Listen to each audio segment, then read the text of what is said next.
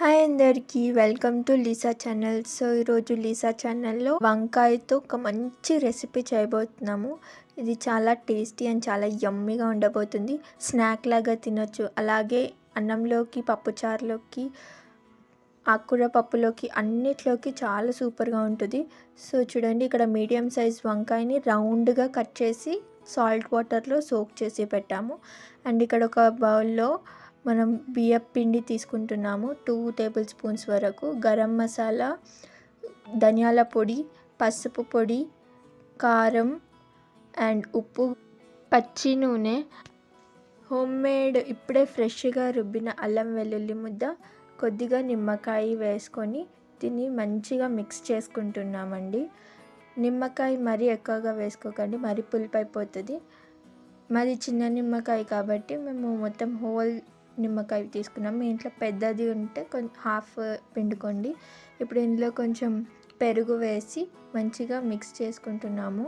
ప్రతిసారి వంకాయని రెగ్యులర్గా తిని బోర్ కొట్టిన వాళ్ళకి ఈ రెసిపీ చాలా నచ్చుతుంది. ఒకసారి ట్రై చేయండి.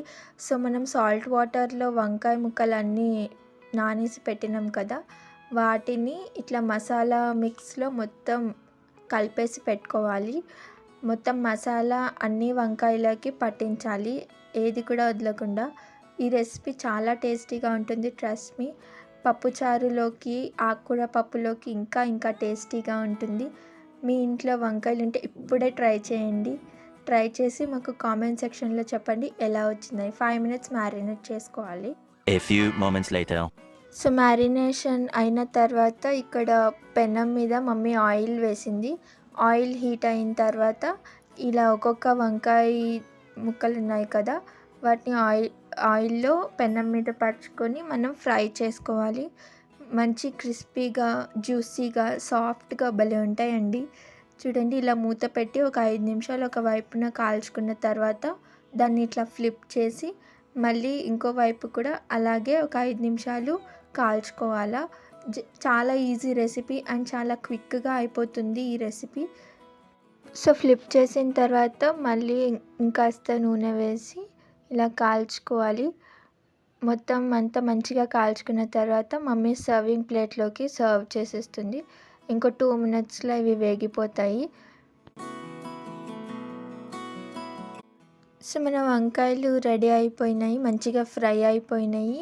సో ఒక్కొక్కటిగా ఇలా తీసుకొని సర్వింగ్ ప్లేట్లోకి ఇప్పుడు మనము సర్వ్ చేసేసుకుందాము. అలాగే మిగిలినవి కూడా సేమ్ అదే ప్రాసెస్లో కాల్చేద్దాం. A little longer than a few minutes later. So మన వంకాయ ఫ్రై అయిపోయింది. నేను ఇక్కడ టేస్ట్ చేసి చెప్తున్నాను. చూడండి ఎంత బాగుందో అసలు. ఇవాళ మా ఇంట్లో మేతి కూర పప్పు, దాంతోపాటు మా ఇంట్లో ఆవకాయ పెట్టాం కదా, దాని కాంబినేషన్లో ట్రై చేస్తున్నా. నిజంగా అంటే చాలా బాగుంది. మీరు కూడా తప్పకుండా ట్రై చేయండి. వీడియో నచ్చితే like, share, comment and subscribe చేసుకోండి లీసా ఛానల్ అఫీషియల్కి. బాయ్.